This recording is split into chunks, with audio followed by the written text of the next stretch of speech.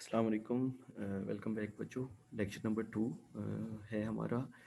हम वहाँ से अपनी डिस्कशन स्टार्ट करते हैं जहाँ हमने लेक्चर नंबर 1 में एंड की थी। तो अगर आप रिकॉल करें तो लेक्चर नंबर 1 में ये एक स्लाइड में हमारा तकरीबन सारा समअप हो चुका है। हमने बात डिस्कस की थी कि जो ह्यूमन की वांट्स होती हैं दोज आर अनलिमिटेड, क्योंकि ये इकोनॉमिक प्रॉब्लम जनरेट करता है। हमारा रिसोर्सेज हमारे पास लिमिटेड हैं। रिसोर्सेज कौन से हमारे? Those are factors of production, land, labour, capital and enterprise. Recall करें तो लैंड क्या होता है? सारे रिसोर्सेज, ठीक है, जो नेचर ने, जो अल्लाह ने हमें दिए हैं। उसमें ज़मीन शामिल है, समंदर शामिल है। समंदर और ज़मीन के अंदर क्या है, पहाड़ों के अंदर क्या है, हवा में क्या है, ये सारा हमारा लैंड कहलाता है। लेबर है जो ह्यूमन रिसोर्स है, जो इंसान हमारे पास अवेलेबल है। उनके पास कितनी कैपेबिलिटीज़ हैं, उनके पास कितने स्किल्स हैं, उनकी कितनी तादाद है, that is labour. Then capital है हमारे पास, एडिशनल रिसोर्सेज जो हम यूज़ करते हैं। जिस तरह देखें, एक इंसान ज़मीन के अंदर से हाथ से मछली नहीं पकड़ सकता, या वो पानी के अंदर जाके एक बड़ी सी शार्क को या बड़ी सी व्हेल को नहीं कैप्चर कर सकता।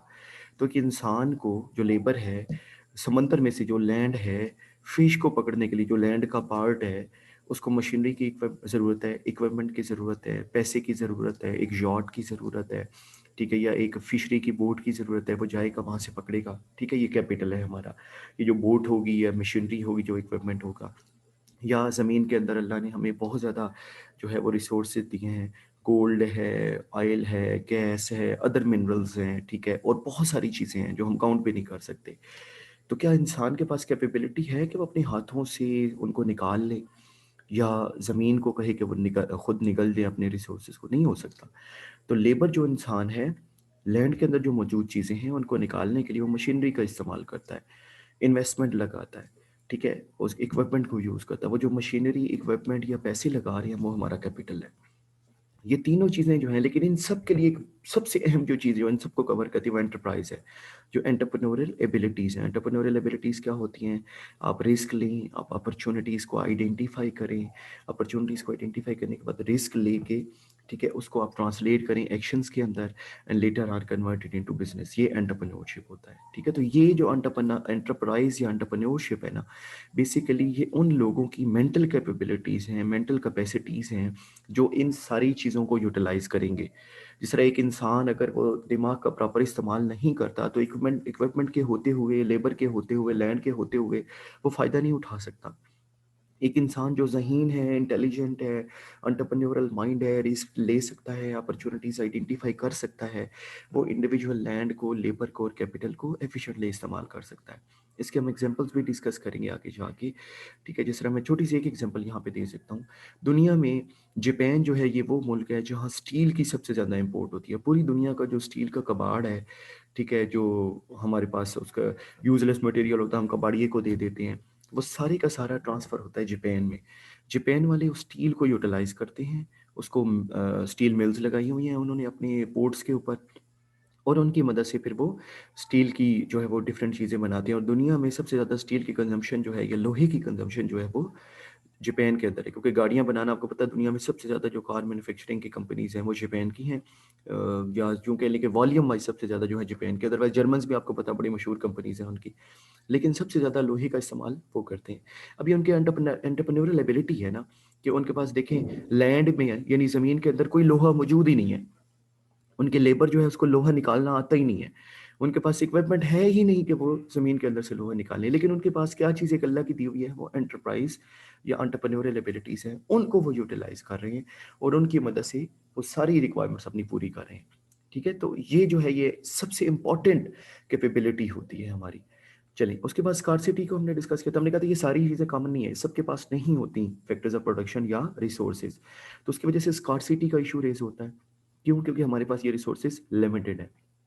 आफ्टर दैट, क्योंकि स्कार्सिटी है, तो we have to make choices because of that scarcity. अपनी नीड्स एंड वांट्स को फुलफिल करने के लिए रिसोर्सेज लिमिटेड हैं, तो जो रिसोर्स अवेलेबल हैं उनसे हम कुछ नीड्स एंड वांट्स तो पूरी कर सकते हैं, बाकी सारी नहीं कर सकते। तो ये हमारा चॉइसेस का इशू रेज हुआ। हमें कुछ जो है वो जो है अपॉर्चुनिटीज़, जो या सॉरी, कुछ जो है हमारी डिमांड्स पूरी होंगी, बाकी नहीं होगी। हमने चॉइस करना है कौन सी पूरी करनी है, कौन सी पूरी नहीं करनी। जो हम पूरी करते हैं वो हमारी चॉइसेस में आ गया, जो नहीं पूरी होती वो हमारी अपॉर्चुनिटी कॉस्ट में चला गया। हमने कहा था कि एक ऑप्शन को अवेल करने के लिए जो ऑप्शन हम फोरगो करते हैं, छोड़ देते हैं, that is our opportunity cost. Then specialisation का कॉन्सेप्ट आता है, that is very important concept कि हम क्या करें कि हम अपने लिमिटेड रिसोर्सेज की better utilisation, rather best utilisation के लिए हम स्पेशलाइजेशन की तरफ जाते हैं। हमने जापान के अभी एग्जांपल लिया है, तो जापान जो है, they are specialised in car manufacturing, Germans are specialised in car manufacturing. दुनिया में अगर बात होती है गाड़ियों की तो जर्मन्स और जापानीज और अमेरिकन्स ये लीडिंग कंपनीज इनमें से आती हैं। फ्रांस की कंपनीज भी हैं, रेनॉल्ट है, यूके की कंपनीज भी हैं, बट उनकी अपनी स्पेशलाइजेशन है। ठीक है, तो this is the point, this is the thing कि स्पेशलाइजेशन हो तब आप better utilisation of factors of production कर सकते हैं। If you are not specialised, हमने एग्जांपल भी ली थी कि एक लकड़ी के पीसेस हों, हम एक एक्सपर्ट को दे दें जो लकड़ी का फर्नीचर बनाता है, उसने चेयर बनानी है, और एक अननोन बंदे को मुझे दे दें सपोज आप, या आपको दे दें, हमें तो लकड़ी पे काम ही नहीं आता, तो हमारे लिए पॉसिबल ही नहीं है कि हम उस लकड़ी को वेस्ट कर देंगे। वो जो लिमिटेड रिसोर्स है वो ज़ाया हो जाएगा। लेकिन एक बंदा जो फर्नीचर का एक्सपर्ट है, उसको चेयर से छोटी थोड़ी भी लकड़ी दे देंगे ना, वो उस थोड़ी लकड़ी से भी कुछ इस ऐसी शेप की चेयर बना लेगा जिसमें लकड़ी की कंजम्पशन कम होगी, क्योंकि उसका माइंड उस पे चलता है। उसके देखिए, जब स्पेशलाइज्ड होंगे तो आपकी सबसे बड़ा फायदा क्या होगा, एंटरप्रेन्योरल या एंटरप्राइज एबिलिटीज जो हैं वो इंक्रीज हो जाएंगी। एक्चुअली आप उसी चीज़ में ज़्यादा रिस्क ले सकते हैं जिसमें आप स्पेशलाइज्ड हैं। आप उसी चीज़ में ज़्यादा अपॉर्चुनिटीज आइडेंटिफाई कर सकते हैं जिसमें आप स्पेशलाइज्ड हैं। आप जिस चीज़ में स्पेशलाइज नहीं है, आप उसमें अपॉर्चुनिटीज आइडेंटिफाई भी नहीं कर सकते और रिस्क ले भी नहीं सकते। तो that is why specialisation is one of the major sources जिनकी मदद से हम फैक्टर्स ऑफ प्रोडक्शन की बेटर यूटिलाइजेशन कर सकते हैं। इसके बेस पे हमने बिजनेस को डिफाइन किया था कि business covers four activities. Number one, best utilisation of limited resources, producing goods and services, and then fulfilment of human needs and wants, ये गुड्स एंड सर्विसेज की मदद से, and then making money with all these activities, कि हमने उससे पैसे कमाने हैं। तो ये इन चारों को मिलाएं तो we can generate a business definition. Now we move further. जो हमारा आज का लेक्चर है, that is value creation in business. अब वैल्यू क्रिएशन क्या है बेसिकली बच्चों, as the business is aim at making profits, the question of value arises. अब प्रॉफिट्स क्या है और इन वैल्यूज क्या है, इनमें एक सिग्निफिकेंट डिफरेंस है, वो हम आगे डिस्कस करते हैं। लेकिन पहले वैल्यू को देखते हैं कि ये क्या होती है। तो वैल्यू क्रिएटेड या एडिड, ये दोनों टर्म्स यूज होती हैं। अब ये है क्या बेसिकली, वैल्यू क्रिएटेड या added is the difference between selling price of a product और service and cost of material associated with that. जिस तरह आप सोचें, अगर आप एक बर्गर बना रहा है बंदा, या एक बंदा पिज्ज़ा बना रहा है, या एक बंदा शवारमा बना रहा है, तो एक सपोज वो बर्गर बेच रहा है 200 रुपीज़ का। अब वो बर्गर बनाने के ऊपर जो मटेरियल लगा है, आप ज़रा रिकॉल करें क्या क्या मटेरियल उस पर लग सकता है। उस पर आप जो है सपोज जिंगर बर्गर बना रहे हैं तो जिंगर यूज़ होगा, जिंगर चिकन जो होता है उसको फ्राई करने का खर्चा उस पर शामिल होगा। देन बंद यूज़ होगा, उसमें मायोनीज यूज़ होती हैं, उसमें सैलड यूज़ होता है, उसमें बाकी आइटम्स यूज़ होते हैं। तो जितने आइटम्स उस पर यूज़ हो रहे हैं उन सब की जो टोटल कास्ट है ये मटेरियल कास्ट कहलाएगी। आइटम्स की कास्ट सिर्फ कह रहा हूँ, यानी जो मटेरियल हम यूटिलाइज करें उस मटेरियल की जो कास्ट है that is called the material cost. तो 200 का बर्गर है, अगर हमारी मटेरियल कास्ट 80 रुपीज सपोज आई है, तो इसका मतलब है हमारी यहाँ वैल्यू एडेड या क्रिएटेड कितनी है, 120 रुपीज। अच्छा, एक्चुअली वैल्यू का जो कॉन्सेप्ट है that is driven from the view point of the customers, कि अगर एक प्रोडक्ट के लिए कस्टमर कितनी अमाउंट पे करने के लिए विलिंग है, दैट इज वैल्यू। तो हमारे लिए बिजनेस के लिए वैल्यू एडेड क्या होती है कि 80 रुपए का हमने बनाया है बर्गर, कस्टमर 200 का खरीदने के लिए तैयार है हमसे। अगर हमने 200 प्राइस, देखिए हम प्राइस सेटल करते हैं ना कस्टमर्स को देख के, पूरा मार्केट सर्वे होता है प्राइस डिटरमिन करने से पहले। तो हम मार्केट सर्वे करके अपनी प्राइस डिटरमिन करते हैं। तो हम फिर ये देखते हैं कि कितनी प्राइस हम लोगों ने उसमें रखनी है। तो अगर सपोज हमें पता चला कि कस्टमर 200 रुपीज़ का परचेज करेगा, हमने 200 की सेल लगाई है, प्राइस पहली जो लॉन्च ऑफ द प्रोडक्ट पे रखी है वो 200 है, लोग हाथों हाथ खरीद रहे हैं, इट मीन्स कि कस्टमर्स आर विलिंग टू पे 200 रुपीज़। अब हमारी वैल्यू एडेड कितनी है, 120 रुपीज़, क्योंकि 80 रुपीज़ उस पर कास्ट थी। लेकिन रिमेंबर, सिर्फ मटेरियल की कास्ट नहीं होती, इसके अलावा भी तो कास्ट है एसोसिएटेड टू दैट। जिस तरह आपने अगर बर्गर जो है बना रहे हो आप, तो आप अपनी पूरी एनर्जी लगा रहे हो, आप अपना टाइम लगा रहे हो। ठीक है, आपने जो है वो जिस जगह पे बना रहे हैं, सपोज इट्स अ शॉप, आपने वो शॉप रेंट पे ली होगी, उसका रेंट आपने देना है। आप मटेरियल जब मंगवाते हैं, ठीक है, तो मटेरियल को स्टोरेज के लिए हो सकता है आपने बंदे रखे हों स्टोर में रखने के लिए, उसकी कास्ट अलहदा पड़ रही हो, इलेक्ट्रिसिटी का बिल अलहदा पड़ रहा होगा, आपने 2 या 3 या 4 बॉयज़ रखे हुए हैं जो बेसिकली वेटर का काम कर रहे हैं और वो कस्टमर्स को वो ऑर्डर डिलीवर करते हैं। हो सकता है आपने जो है होम डिलीवरी भी शुरू की हो, तो आपने बाइक्स भी रखी हों, बाइक्स रखी हैं तो बाइक्स का फ्यूल का खर्चा, बाइक्स की परचेज़ का खर्चा, वो जो बाइकर्स आपने रखे हुए हैं, 2 डिलीवरी बॉयज़ सपोज़ 2 रखे हुए हैं आपने, उनको आपने सैलरीज़ देनी है, ये मटेरियल की कॉस्ट में ऐड नहीं है, ठीक है? That is the additional cost, ठीक है? तो इनको हम कहते हैं लेबर कॉस्ट और overhead cost. And overhead cost कहीं रादर आर की बजाय लेबर वो है जो लोग काम कर रहे हैं, वो कॉस्ट। अब जिस तरह आप देखें स्टोरेज के लिए एक बंदा रखा हुआ है, डिलीवरी के लिए 2 बंदे रखे हुए हैं, सर्व करने के लिए 2 बंदे रखे हुए हैं, तो ये जो 5 लोग आपने रखे हुए हैं, इनकी जो कॉस्ट है, ये लेबर कॉस्ट हमारी होगी। लेकिन लेबर भी आगे 2 तरह की है, वो हम बाद में डिवीजन उसकी पढ़ेंगे। अच्छा, फिर आपकी ओवरहेड कॉस्ट है, बिजली का खर्चा, वो लेबर का हिस्सा नहीं है, वो मटेरियल का हिस्सा भी नहीं है, वो ओवरहेड है आपका। रेंट आपका ओवरहेड है, ठीक है? आपका फ्यूल यूज़ हो रहा है, मोटरसाइकिल पे जो बाइकर लेके जाएगा, उसका खर्चा ये ओवरहेड है। तो ये 3 तरह के बेसिकली खर्चे होते हैं हमारे। तो अब ये जो चीज़ें हैं ना हमारी, हम यहाँ पे बात कर रहे हैं वैल्यू एडिशन के अंदर ओनली मटेरियल कॉस्ट की। देखिए ना, अगर आप इसमें डिफरेंस देखें तो ये that is written cost of material, तो only cost of material is actually subtracted from the sale price, तो तब हमारा वैल्यू एडेड बनती है। तो प्रॉफिट लेकिन कैसे बनता है उसके मुकाबले में, आपको नीचे नजर आ रहा है तो फिर आपको कॉन्सेप्ट क्लियर हो जाएगा। सेकंड लास्ट पॉइंट पढ़े, profit is equal to sale price minus total cost, not only material cost. Total cost में क्या आता है, जिस तरह मटेरियल कॉस्ट है एक बर्गर के बनाने का जो मटेरियल है, प्लस सेटअप कॉस्ट है, आपने सेटअप किया तो आपने बिल बोर्ड्स लगाए होंगे, हो सकता है फ्लेक्सेस लगाए हों, उसका एडवर्टीजमेंट की हो अपनी, वो भी तो सेटअप का कॉस्ट है ना हमारी, ठीक है? देन एम्प्लॉइज रखे हैं, इलेक्ट्रिसिटी है, रेंट है। अब ये सारे माइनस करेंगे तो that will determine your total cost. इसके मुकाबले में हमने बात की थी कि वैल्यू क्या है, value is the difference between sales price and material cost only. तो there is the difference, value जो है वो हमेशा ज्यादा होगी आपके प्रॉफिट से, क्योंकि उसमें सारी कॉस्ट माइनस नहीं हुई। Got it? This is called value created. तो एक बिजनेस जो है तब हमारे लिए बेटर होगा जितनी वो ज्यादा वैल्यू जनरेट करेगा। वो वैल्यू ज्यादा जनरेट करता है, it is more attractive for us. वो वैल्यू कम जनरेट करता है, it is less attractive for us. तो जितनी ज्यादा वैल्यू होगी उतने चांस है प्रॉफिट के भी ज्यादा हो।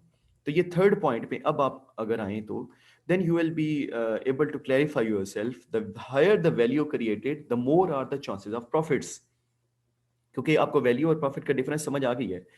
वैल्यू में से कम कास्ट हमने माइनस की है, लेकिन प्रॉफिट में से हमने सारी कास्ट को माइनस किया, तब हमारा प्रॉफिट हुआ है। तो यू कैन इमेजिन दैट कि वैल्यू जब हायर है तो प्रॉफिट्स ज्यादा होने की प्रोबेबिलिटी भी हायर है। तो I hope so you would have got that concept. Moving further बच्चों, अब जो हमने डिस्कस किया था ना फैक्टर्स ऑफ प्रोडक्शन का बच्चों, तो फैक्टर्स ऑफ प्रोडक्शन के अंदर उसी के बेस पे हम डिवाइड कर सकते हैं इंडस्ट्रीज को या उनकी एक्टिविटीज को, बिजनेसेस की एक्टिविटीज को। तो स्कोप ऑफ बिजनेस भी से हम कहते हैं, जैसे चेन ऑफ बिजनेस एक्टिविटीज भी हम कह सकते हैं। तो you can see there is a flow, left to right आपका मूव कर रहा है। First of all we have primary activities, उसके बाद हमारी सेकेंडरी एक्टिविटीज हैं, and then we have tertiary activities. Primary activities क्या है, हमने बात की थी कि हमारा बिजनेस जो है सबसे पहले रिसोर्सेज को यूटिलाइज करता है। तो बिजनेस में सबसे पहले बिजनेस जो बनेंगे ये वो होंगे जो रिसोर्सेज को यूटिलाइज करेंगे। रिसोर्सेज क्या है हमारे पास, हमने बात की थी लैंड से स्टार्ट होती हैं, land, labour capital and enterprise. Land को जो हमारे बिजनेसेस यूटिलाइज करते हैं ना, और लैंड से जो अवेलेबल रिसोर्सेज हैं उनके अंदर या उनके ऊपर, उनको जो वो एक्सट्रैक्ट करते हैं या उनको गेन करते हैं, those are called primary activities. ठीक है? तो यूजुअली सिर्फ लैंड नहीं है, लेबर भी इसमें आ सकती है, लेकिन अक्सर हम जो लैंड से निकालने वाली चीज़ें हैं उनको हम कहते हैं कि दोज आर प्राइमरी बिजनेसेस। जिस तरह एक्सट्रैक्शन इंडस्ट्री जितनी भी है, ज़मीन से सोना निकालना है, ज़मीन से कोयला निकालना है या कोल जिसे आप कहते हैं, ज़मीन से हमने ऑयल निकालना है, गैस निकालनी है, ये सारी की सारी कंपनीज जो ये निकालती हैं उन्हें हम कहेंगे those are the primary activities businesses. Even agriculture, जमीन के अंदर देखें अल्लाह ने बहुत सारी जो है वो चीज़ें रखी हैं, हम वहाँ बीज बोते हैं, पानी लगाते हैं और अल्लाह उसको फसल की शक्ल में कन्वर्ट करते हैं। वो भी हमारे लिए प्राइमरी एक्टिविटी का, क्योंकि हम ज़मीन से पैदा कर रहे हैं। इसी तरह फिशरीज अगर आप करते हैं तो आप ज़मीन में जो है वो समंदर के अंदर, दरिया के अंदर फ़िश अवेलेबल हैं और बहुत सारी जो हैं वो अल्लाह ताला ने मखलूक़ात वहाँ पैदा की हैं, वो अवेलेबल हैं। उनको अगर हम करते हैं that is also extraction industry. Mining industry हमने इसमें कंसिडर कर लिया। तो ये सारी एक्टिविटीज़ जो हैं ये प्राइमरी हैं। इंटरेस्टिंगली ये जो प्राइमरी एक्टिविटीज़ है ना, ये बहुत सारी बिजनेसेस की बेस बनती हैं, उनके लिए रॉ मटेरियल प्रोवाइड करती हैं। जैसे देखें एग्रीकल्चर जो है it's a primary activity. Agriculture में हम एक कपास उगाते हैं, कॉटन। तो उस कॉटन को कहाँ इस्तेमाल किया जाता है सोचें? टेक्सटाइल इंडस्ट्री में ना। तो टेक्सटाइल इंडस्ट्री उस कॉटन को कन्वर्ट करते हैं थ्रेड में, जिसे धागा हम कहते हैं, या फाइबर उसको कहते हैं टेक्सटाइल की लैंग्वेज में। तो फाइबर इंडस्ट्री होती है। फाइबर के बाद फिर उस धागे की निटिंग होती है, उसके बाद उसकी प्रिंटिंग होती है, वो कपड़े की शक्ल में कन्वर्ट हो जाता है। तो बेसिकली जो कॉटन है, कॉटन से स्टार्ट हुई है ना सेकेंडरी एक्टिविटी हमारी। यानी तो सेकेंडरी एक्टिविटी क्या होगी? ये प्राइमरी एक्टिविटी की जो मटेरियल है, जो वहाँ पे चीज़ें प्रोड्यूस की गई हैं, उनको यूटिलाइज करते हैं और उससे मजीद डिफरेंट चीज़ें बनाते हैं, तो उसे हम सेकेंडरी एक्टिविटी कहेंगे। तो हम यूँ कहेंगे कि प्राइमरी एक्टिविटी की जो गुड्स हैं, जो फिनिश गुड्स हैं, जो वो प्रोड्यूस कर रहे हैं, वो सेकेंडरी एक्टिविटी की रॉ मटेरियल होंगी। गॉट इट ना? तो ये उनका रॉ मटेरियल बन गया। उस रॉ मटेरियल को सेकेंडरी एक्टिविटीज़ यूज़ करेंगी और उसको डिफरेंट फॉर्म्स में लाएंगी। तो अक्सर जो मैन्युफैक्चरिंग इंडस्ट्रीज हैं वो सारी की सारी सेकेंडरी में आती हैं। कंस्ट्रक्शन इंडस्ट्री भी सेकेंडरी में आती है हमारी। ठीक है, जिस तरह आप देखें ना, सीमेंट है, सीमेंट निकालते हैं ज़मीन से, उसको प्रोसेस करते हैं, फिनिश गुड्स में कन्वर्ट करते हैं। तो अब जो ज़मीन से पत्थर निकालना, वो जो जिससे सीमेंट बनता है, ठीक है, वो प्राइमरी एक्टिविटी है। उसको उससे सीमेंट बनाना सेकेंडरी एक्टिविटी है। फिर सीमेंट बना के उस सीमेंट से मजीद कंस्ट्रक्शन करना, that is also secondary activity. ठीक है, तो सेकेंडरी एंड होती है जब फिनिश गुड्स बन जाती हैं। उसको कस्टमर तक जो पहुंचाने की एक्टिविटी है ना, वो टर्शरी एक्टिविटीज़ है हमारी। तो हमारी ट्रेडिंग एंड सर्विसेज जो है वो टर्शरी में आ जाती है। जिस तरह अगर हम सीमेंट की मिसाल लें, तो ज़मीन से पत्थर निकालना जिससे सीमेंट बनता है, वो प्राइमरी एक्टिविटी है। उस पत्थर को कन्वर्ट करना, सीमेंट में मैन्युफैक्चरिंग हो रही है ना, तो उससे उस पत्थर की हालत बदल रही है, शेप बदल रही है। तो जब आप उसको बदलेंगे तो that will be secondary activity. Cement बनाएंगे, सेकेंडरी एक्टिविटी। सीमेंट को पैक करेंगे, ये सेकेंडरी एक्टिविटी। अब वो पैकिंग जो है, सीमेंट पैक हो गया, उस कस्टमर तक कौन पहुंचाता है? सीमेंट कंपनी खुद तो नहीं ना पहुंचाती। उसके लिए तो ट्रेडर्स होते हैं जो कंपनी से परचेज करते हैं होलसेल पे। फिर वो रिटेलर्स पे के पास जाता है। रिटेलर्स भी, अब देखिए यहाँ पे कोई शक्ल में, कोई शेप में चेंज नहीं आ रही, उसी हालत में पैक पैक के पैक आ रहे हैं सीमेंट के। पहले होलसेलर के पास आ रहा है, फिर रिटेलर के पास आ रहा है, फिर वो कस्टमर के पास जा रहा है। तो ये होलसेलर और रिटेलर वाली जो एक्टिविटीज़ हैं, ये किस में फ़ॉल करेंगी सोचें, क्योंकि यहाँ मैन्युफैक्चरिंग तो नहीं हो रही, शेप भी नहीं बदल रही, तो it will be tertiary activity. तो trading could be part of tertiary activity. ठीक है, सिमिलरली फिर हमारे पास जो है वो सर्विसेज को आल्सो भी पार्ट ऑफ टर्शरी एक्टिविटी। अब जिस तरह कस्टमर तक पहुंच गया है, अब घर हमें बना के देना है हमें। ठीक है, तो घर बन रहा है हमारे लिए सर्विस प्रोवाइड हो रही है। इंजीनियरिंग कंपनीज हमें घर बना के देती हैं, ठेकेदार हमें घर बना के देते हैं। तो वो जो ठेकेदार हैं वो हमारे लिए टर्शरी एक्टिविटीज़ परफॉर्म कर रहे हैं। इसी तरह कॉटन की मिसाल अगर हम स्टार्ट से करें, तो कॉटन उगाना प्राइमरी एक्टिविटी, कॉटन से कपड़ा बनाना सेकेंडरी एक्टिविटी, और कपड़े को फिर जो है वो स्टिच करना, ये भी सेकेंडरी एक्टिविटी, और कस्टमर तक पहुंचाना इस टर्शरी एक्टिविटी। अच्छा, इंटरेस्टिंगली समटाइम ऐसे होता है कि एक कंपनी तीनों काम ये कर रही हो या दो काम कर रही हो। आपने मिचल्स को देखा होगा, मिचल्स फ्रूट फॉर्म्स, जिनके मिचल्स के जैम्स हैं, जेलीज हैं, मार्मलेड्स हैं। तो अगर आप मिचल्स को रिकॉल करें, तो मिचल जो है उसके अपने बागात हैं निराला खुर्द में। तो उन्होंने अपने गार्डन्स लगाए हुए हैं जहाँ वो फ्रूट्स लगाते हैं। तो जो उनके गार्डन्स हैं वो उनके लिए प्राइमरी एक्टिविटी है। उसी को उन्होंने अपने प्लांट लगाए हुए हैं जहाँ उन फ्रूट से वो जैम बनाते हैं, जेलीज़ बनाते हैं, मार्मलेड्स बनाते हैं, पिकल्स बनाते हैं, सारी चीज़ें बनाते हैं। तो ये क्या है? उनकी सेकेंडरी एक्टिविटी है। लेकिन रिटेलर तक वो खुद नहीं पहुँचाते। वहाँ से रिटेलर्स जो हैं, दुकानों पे आप जाएँ, स्टोर्स पे आप जाएँ, वहाँ पड़े होते हैं। तो जो ये स्टोर्स और दुकानें हैं, ये टर्शरी एक्टिविटीज़ हैं। ठीक है? तो यहाँ पे वो अपने लिए ये एक्टिविटीज़ परफ़ॉर्म नहीं कर रहे हैं। लेकिन कुछ कंपनीज़ ये तीनों भी कर रही हैं। पीएसओ की मिसाल ले लें, ठीक है? तो पीएसओ जो है वो ज़मीन से एक्सट्रैक्ट भी हो सकता है करता हो। जब वो एक्सट्रैक्ट ज़मीन से कर रहे हैं, तो ये प्राइमरी एक्टिविटी है। पीएसओ की अपनी रिफाइनरीज़ हैं, ये सेकेंडरी एक्टिविटी है जब वो उस ऑयल और गैस को रिफाइन कर रहे हैं। पेट्रोल अलहदा कर रहे हैं, डीज़ल अलहदा कर रहे हैं, चारकोल अलहदा कर रहे हैं, ठीक है? जो बाकी चीज़ें हैं, ग्रीस जो हम यूज़ करते हैं, वो भी उसी से निकलती है, वो अलहदा हो रही है। तो ये सेकेंडरी एक्टिविटी है। फिर सेकेंडरी को सेल भी खुद कर रहे हैं। पीएसओ के अपने ही पंप्स हैं, या पीएसओ वालों ने आउटसोर्स किए हैं, लोगों को जो है वो ठेके पे दे दिए हैं, या लोगों को जो है वो अलाउ किया कि वो लीज पे उनसे ले लेते हैं, या लोग उनसे जो है फ्रेंचाइज ले लेते हैं। ये टर्शरी एक्टिविटीज़ है हमारे लिए। ठीक है, तो ये जो हैं ये तीनों एक्टिविटीज़ पीएसओ परफॉर्म कर रहा है। इसी तरह जिस तरह हमने बात की थी, आप सना सफीनाज की बात करें, खाड़ी की बात करें, जे डॉट की बात करें तो जे डॉट वाले ये सारे ब्रांड्स अपनी कार्टन तो नहीं उगाते, लेकिन उन्होंने अपनी फैक्ट्रियां लगाई हुई हैं, तो ये कार्टन दूसरों से लेते हैं, यानी प्राइमरी एक्टिविटीज़ दूसरों पे डिपेंड करती है। सेकेंडरी एक्टिविटी इन्होंने प्लांट्स अपने लगाए हुए हैं, ठीक है, जहाँ ये खुद ही कपड़ा बनाते हैं, ठीक है, और कपड़ा बना के उसके बाद खुद ही उसको सेल करते हैं। तो ये जो बिजनेस है ये सेकेंडरी और टर्शरी के अंदर शामिल है। तो मैंने आपको 3 एग्जांपल्स दिए हैं, एक बिजनेस की जो तीनों एक्टिविटीज़ करता है, एक बिजनेस जो पहली 2 करता है, एक बिजनेस जो लास्ट 2 करता है।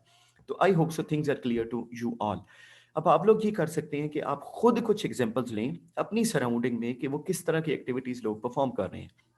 केएनएन्स को आपने सोचना है, केएनएन्स का जो ब्रांड है वो कैसे करते हैं, उनके अपने पोल्ट्री फार्म्स हैं बच्चों, ठीक है। आगे पढ़ना है सारा कि वो सारी एक्टिविटीज़ वो इन तीनों तरह की एक्टिविटीज़ परफॉर्म कर रहे हैं या 2 तरह की एक्टिविटीज़ परफॉर्म कर रहे हैं या सिर्फ एक तरह की एक्टिविटीज़ परफॉर्म कर रहे हैं। केएनएन्स को बेशक नेट से पढ़िएगा तो you will be able to identify that. Got that point. तो ये एक एक्टिविटी, इसी तरह के एक दो बिजनेसेस आपने खुद एज्यूम करने हैं, जहन में लाना है कि फलां बिजनेस कैसी एक्टिविटीज परफॉर्म कर रहा है। कोई कंपनी जहन में लें, लेके आएं, फिर उसको गूगल पे जाएं, उसकी वेबसाइट पे जाएं, उनको सर्च करें कि वो कैसी एक्टिविटीज परफॉर्म करते हैं। तो फिर आपने उसके सोल्यूशन के पास साथ आना है कमिंग क्लास में कि वो प्राइमरी एक्टिविटी सिर्फ कर रहे हैं, सिर्फ सेकेंडरी कर रहे हैं, या सिर्फ टर्शरी कर रहे हैं, या 2 कर रहे हैं, या तीनों कर रहे हैं एक्टिविटीज। Got it. एक मैंने आपको बता दिया, बाकी 2 आपने खुद करनी है। मूविंग फर्दर बच्चों, अब जो बिजनेस है it works in some environment, ठीक है, ये बड़ा इंपॉर्टेंट अब पार्ट है हमारा, ये नेक्स्ट चैप्टर का प्रॉपर अब जो है वो स्टार्ट भी हो रहा है हमारा, या आप यूँ कह लें कि नेक्स्ट टॉपिक का स्टार्ट हो रहा है। तो हम 2 तरह के एनवायरनमेंट्स में ऑपरेट करते हैं। जिस तरह मैं आपसे एक छोटी सी बात करूँ कि अगर आप बिजनेस स्टार्ट करना चाहते हैं, अपने माइंड में ये क्वेश्चन लाएं, तो are you able to start a business? आपके पास क्या इतने रिसोर्सेज हैं? क्या ऐसा इन्वायरमेंट है? क्या ऐसा ऐसी सपोर्ट है कि आप बिजनेस स्टार्ट कर सकें? क्या ऐसे हालात हैं कि आप बिजनेस स्टार्ट कर सकते हैं? हो सकता है आपका आंसर हाँ में हो सकता है आपका आंसर ना में हो, ठीक है। जिस तरह आप हो सकता है कहीं कि सर मेरे पास पैसे नहीं है, तो ये it is an internal factor, ये वो फैक्टर है that can be controlled by you. तो 2 तरह के फैक्टर्स होते हैं, internal factors and external factors. Internal factors वो होते हैं जो हमारे कंट्रोल में होते हैं, जिनको हम कंट्रोल कर सकते हैं। एक्सटर्नल वो होते हैं जो हमारे कंट्रोल में नहीं होते, those are beyond our control, तो उनको हम कहेंगे एक्सटर्नल फैक्टर्स। अच्छा, अब इंटरनल फैक्टर्स में जैसे घर वालों को राजी करना, ये इंटरनल फैक्टर आप कर सकते हो, दो कि आपके जिस्म से बाहर के हैं, लेकिन आपके आप काफी हद तक घर वालों को इन्फ्लुएंस कर सकते हो।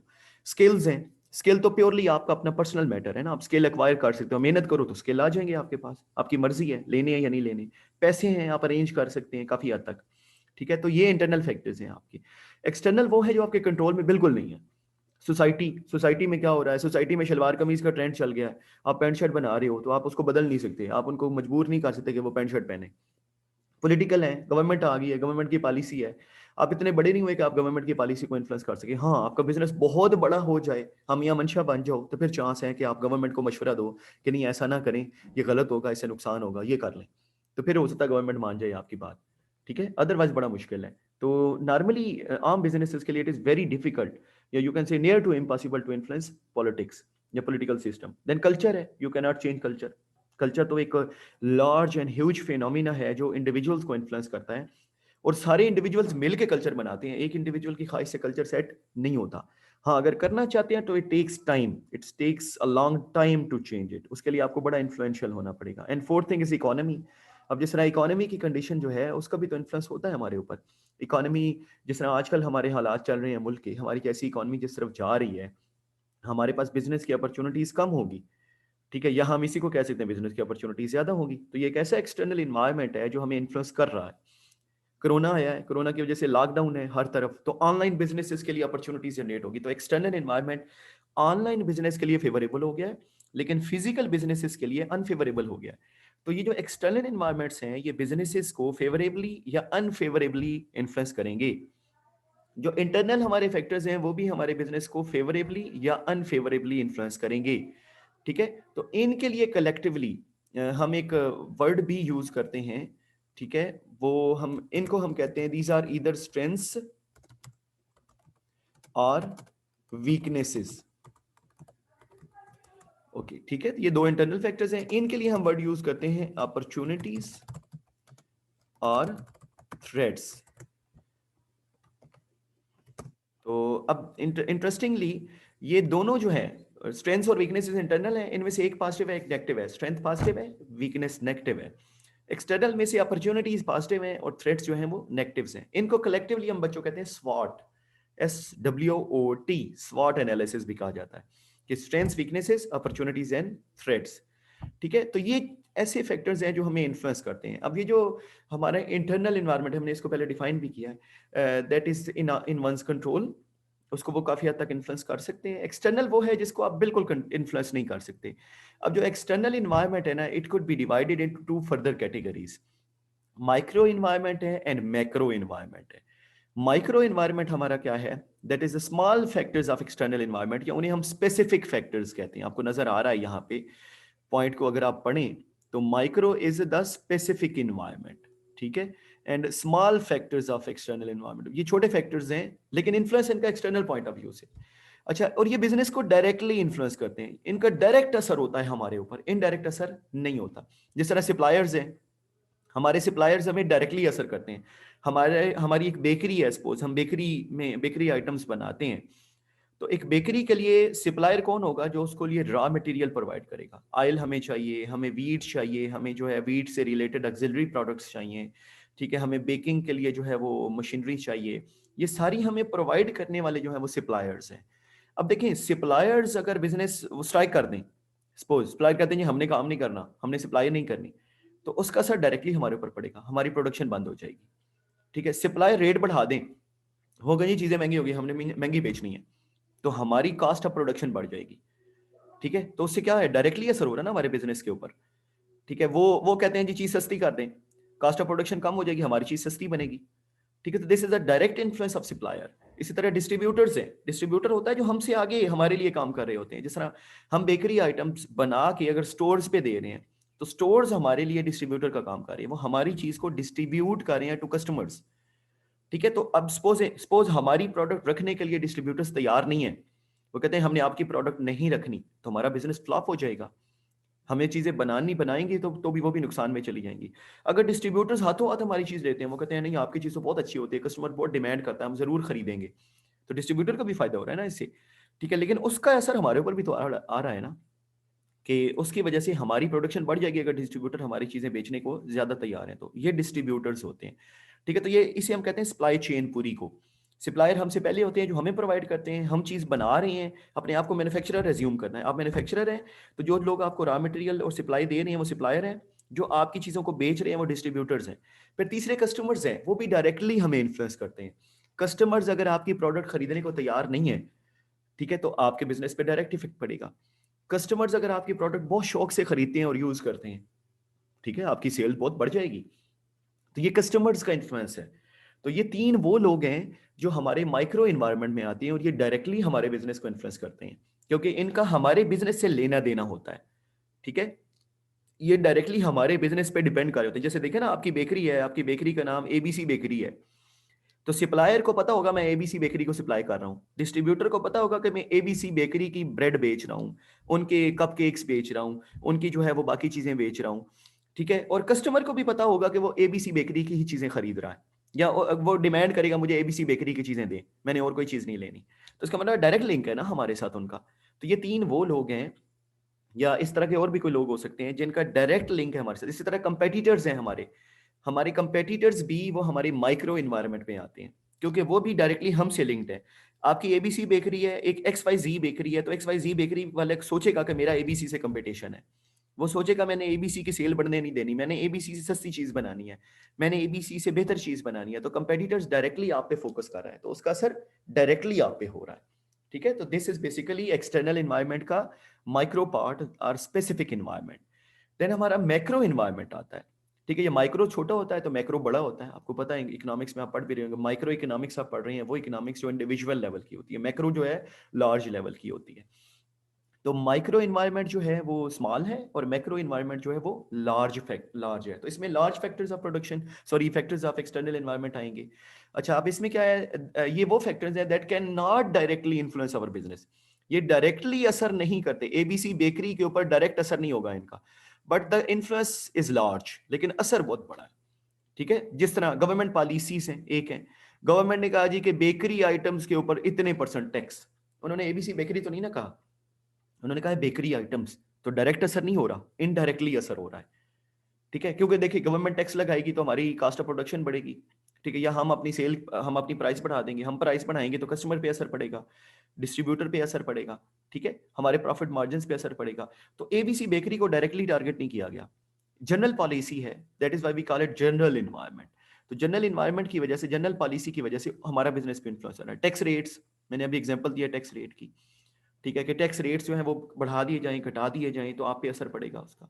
इंटरनेशनल मार्केट फैक्टर्स, एक बाहर का ब्रांड है वो पाकिस्तान में लॉन्च हो जाता है, ठीक है, तो या हमारे ब्रांड है वो हमें ऑफर आती है अफगानिस्तान से, हमें ऑफर आती है ईरान से कि आप अपनी जो ब्रेड आइटम्स है वो हमें बेचें, ठीक है। तो अब ये चीज़ क्या है, इंटरनेशनल मार्केट के फैक्टर्स है ना, ये एक्सटर्नल फैक्टर्स हैं, ठीक है। तो अब जो चीज़ हमें बाहर से और मेजरली इन्फ्लुएंस करती है और वो जनरल इन्वायरमेंट होता है, वो स्पेसिफिक नहीं होता, तो वो हमारे लिए क्या होगा, बेसिकली मैक्रो इन्वायरमेंट कहलाएगा, ठीक है। तो ये कुछ ऐसे फैक्टर्स हैं जो हमें इन्फ्लुएंस करते हैं हमारे बिजनेसेस को। तो आई होप सो आपको समझ आ गई है, ठीक है। इसके डायग्रामेटिक फॉर्म आगे आपको नजर आ रही है, देखें आपको वाइट कलर में नजर आ रहा है इंटरनल इन्वायरमेंट, ये विद इन ऑर्गेनाइजेशन होता है, इसको अभी हमने नहीं पढ़ा, अभी हम सिर्फ बात कर रहे हैं एक्सटर्नल इन्वायरमेंट की इसकी। अच्छा, हमारा फिर जो है सॉरी, हमने पढ़ लिया है इस पार्ट को, ठीक है, लेकिन हम इसने नैरो पर्सपेक्टिव में पढ़ा, दूसरा कल्चर हमने पढ़ा है, स्ट्रक्चर की बात की है, रिसोर्सेज की इंटरनल बात की है। फिर ये जो इसके बाहर है ना, वाइट के बाहर लाइट स्काई ब्लू है ये वाला, और डार्क स्काई ब्लू है, ये आपकी जो है एक्सटर्नल इन्वायरमेंट है। ये इंडस्ट्री स्पेसिफिक है जिसे हम कहते हैं माइक्रो इन्वायरमेंट, और ये एक्सटर्नल जो है ये मैक्रो इन्वायरमेंट है हमारा, ठीक है। ये इंडस्ट्री स्पेसिफिक नहीं है, बेसिकली ये जनरल इन्वायरमेंट है।